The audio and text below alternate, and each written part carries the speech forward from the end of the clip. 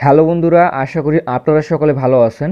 এই ভিডিওতে দেখব বিকাশের পিন রিসেট করার সময় your pin reset request has fail এই প্রবলেমটি কীভাবে সলভ করবেন লাইভ প্রুফ দেখাবো।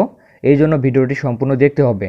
বিকাশের পিন রিসেট করার সময় সঠিক ইনফরমেশন দেওয়ার পরেও বারবার বিকাশ থেকে এই মেসেজটি আসতেছে, ঘাবড়ানোর কিছুই নেই।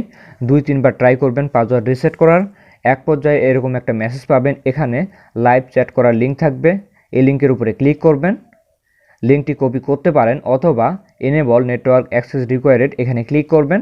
তাহলে ফোনে যে কোনো একটা ব্রাউজারে লিঙ্কটি ওপেন হবে। আপনার নিচের দিকে লাইভ চ্যাট করার অপশন পাবেন, এখানে ক্লিক করবেন।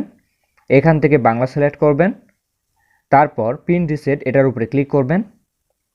এখান থেকে চ্যাটে পিন রিসেট এই অপশনটি সিলেক্ট করবেন। করার পর আপনার নাম লিখতে হবে, যার নামে বিকাশ খোলা আছে তার নামটি লিখবেন। নামটি লেখার পর এখানে ক্লিক করে সেন্ড করবেন। এরপর যে নাম্বার বিকাশ খোলা আছে ওই নাম্বারটি লিখবেন, মানে যে বিকাশ নাম্বারে পিন রিসেট করতে পারছেন না ওই নাম্বারটি দিবেন। তারা আপনাকে প্রশ্ন করবে, আপনি শুধু উত্তরগুলো দিবেন। বিকাশ থেকে সামিট বলছে কিভাবে আপনাকে সহায়তা করতে পারি। আপনি কি করবেন, আপনি আপনার সমস্যাটি লিখবেন। যেমন আমি লিখলাম, আমার বিকাশ অ্যাকাউন্টটি জন্ম নিবন্ধন আইডি দিয়ে খুলছি, পিন রিসেট করতে পারছি না।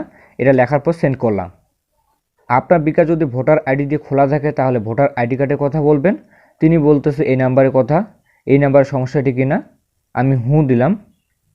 তারা আপনাকে যে প্রশ্নগুলো করবে ওই প্রশ্নের উত্তরগুলো দিবেন।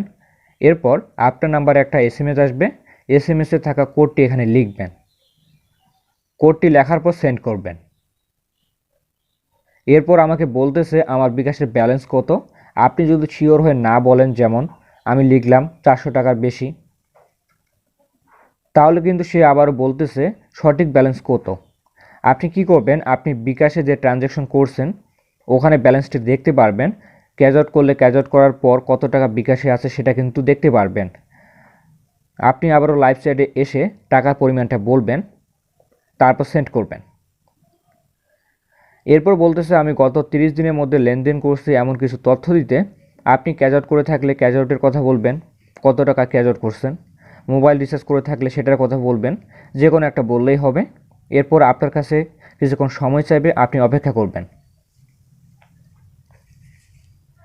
আপনার বিকাশ নাম্বারে দেখবেন একটা মেসেজ আসবে, এখানে বলতেছে কিছুক্ষণের মধ্যে একটি মেসেজ পাবেন।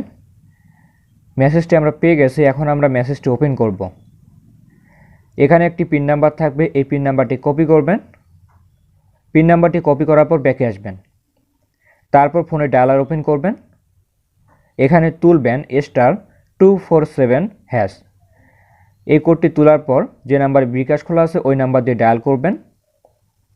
এরপর মাই বিকাশ এটা সিলেক্ট করবেন, কিবোর্ড ওপেন করে 1 তুললাম, এরপর সেন্ড করবেন। তারপর চেঞ্জ পিন অপশন সিলেক্ট করবেন, 1 তোলার পর সেন্ড করবেন। একটু আগে SMS-এ যে পিনটি পেয়েছেন ওই পিনটি বসাবেন। অবশ্যই 72 ঘন্টার মধ্যে SMS-এ পাওয়া পিনটি এখানে বসাতে হবে। তারপর সেন্ডে ক্লিক করবেন। এবার নতুন পিনটি বসাবেন।